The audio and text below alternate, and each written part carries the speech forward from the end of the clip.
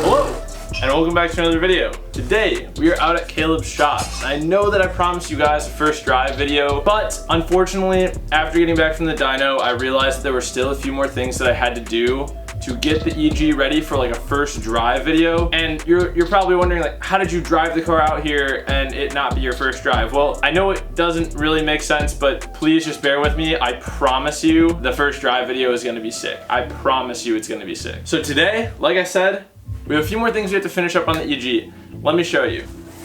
We'll start with the little things. I have a sock to cover my brake master cylinder because it's really yucky and crusty and I have a rusty clamp on it. I have a black cap for the VTEC solenoid. VTEC solenoid is also super crusty and ugly. This is gonna make a huge difference as well. And then I have a wiring harness. This does not really tell the story. I have to just de-pin one of these and use a pin from it for my VTEC wire. So I'm gonna use this to wire VTEC properly now. I have two weld-on -10 and bungs. They're aluminum. They're for the valve cover. Also, I'm getting the valve cover powder coated in this video. I'm not gonna tell you what the color is. Don't skip ahead. Wait till the end. I promise you, you are gonna be mind blown. You're gonna love it. I promise you're gonna love it. I also have a billet block mount for the driver's side Hasport mount that I have. And last but certainly not least, this is probably the biggest thing of this whole video. I have an OEM oil pan gasket, and that's not it, but just wait. A brand new Moroso oil pan. It's supposed to do a lot better of a job of keeping the oil near the oil pickup. So I'm really stoked on this. This is huge. And lastly, an oil filter. So with all that being said,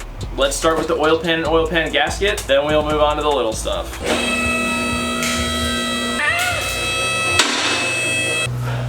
There you go, sir. Dude, Dragon Tails is fire. Arthur is a little bit weak, in my opinion. Oh, perfect shot.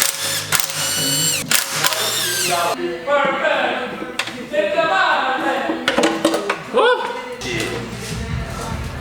Oh, there he goes. Dude, my video is doing really well too. You see I shared it? You shared my video? I did. Really? I did. Where? Oh, I just shot a comment in my channel. Oh, no way. Thank you.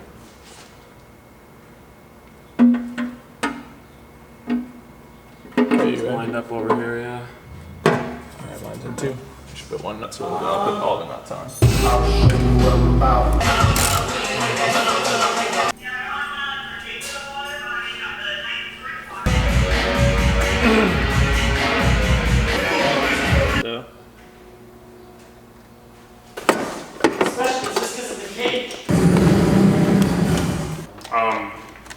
I believe mine's 25.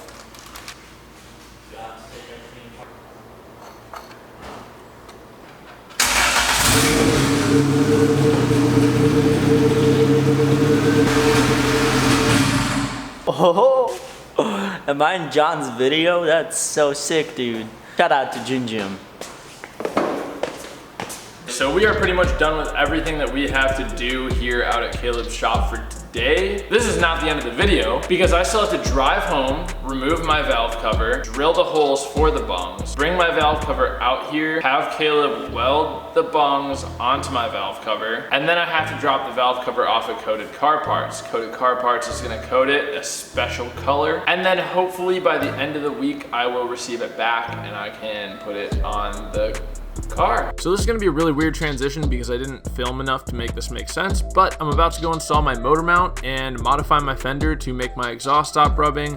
Then we're gonna get to the valve cover stuff, but it's coming soon. So sorry for the weird transition. So here's what we're working with. This is a Hasport mount. It's a 68A, so it's the street stiffness. It's you know, a more aggressive mount than stock for sure, but like still pretty comfortable for the street. And this mount comes with these Allen bolts. Now my original plan was just to reuse the stock like bracket to mount this onto the engine, but these studs that are in it are too large and they do not fit through the holes on the Hasport mount. So I tried to remove them and I failed, couldn't remove them, had a really difficult time with it. I had to wait a while until I could get my hands on one of these.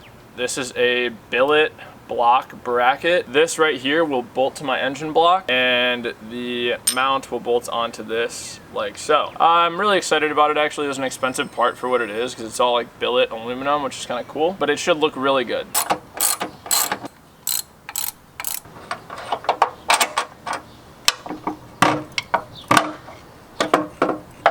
I've been having a rough day today. I forgot to record. But the mount is in. So this is cool. This looks really nice. I'm glad this is in. I do want to get one more thing done today. My exhaust has been rubbing on the fender. So I'm gonna use my die grinder and remove a little bit of material so that it stops rubbing. I already drilled a hole right here so that I can stick my die grinder into the hole, and then I can move up towards the exhaust and remove a bunch of material right here. This might take a little bit longer than expected, but I'll probably just cut a lot of it out and just kind of merge the hole.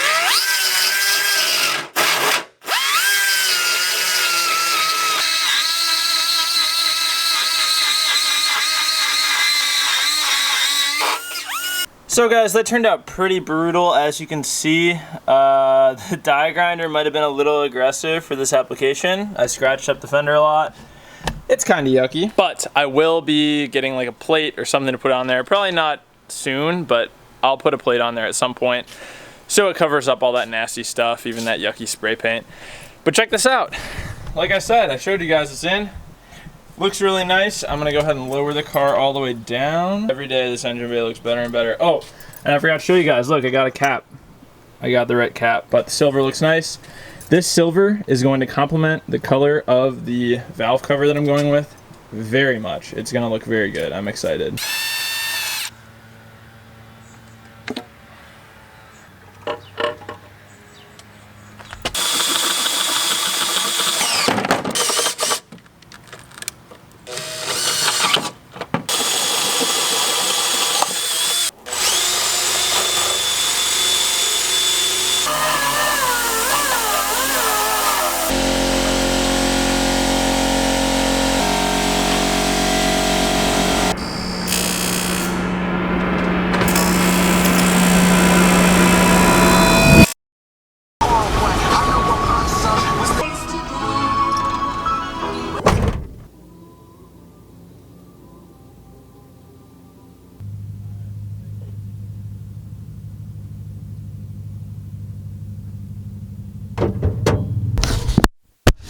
Boys, I have never seen a Honda valve cover. Honestly, I don't know if I've ever seen any valve cover in this color, but myself and Dennis here at Coated Car Parts are both so stoked on this color. Like, he was even telling me just now, he's like, dude, I literally just want to coat everything in this color right now. I'm so pumped on this. I'm gonna bring you guys over to show Caleb and Pasha right now. They're right across the street. They don't know that I already picked it up, and I'm gonna film their reaction for you guys. I think they're gonna be pretty freaking stoked. Noobs! I see you. Ooh. I didn't scare you? Oh, wow. Okay, okay. Gimme. Oh, that's so glossy. Hell yeah. That's so awesome. You happy with it? So happy. Good. So happy. You should see it in the sunlight. Yeah.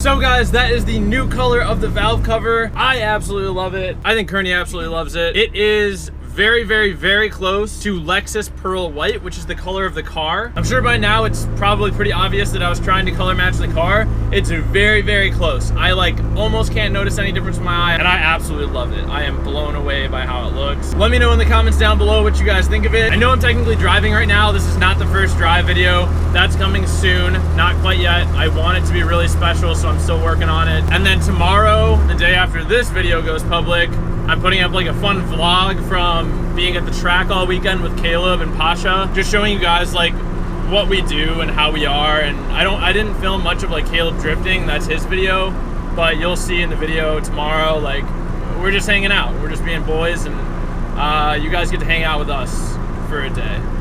So hopefully that's fun. And that is all that I have for today's video. I hope you guys are super excited about it. I know I am, like I said, it's 1,000 times by now. Shout out to Coated Car Parts because you did an amazing job. Thank you, Dennis. With all that said, as I always say, boys, remember to plan, commit, execute, and attain your goals. Bye. I know, as long as the ground isn't like wet or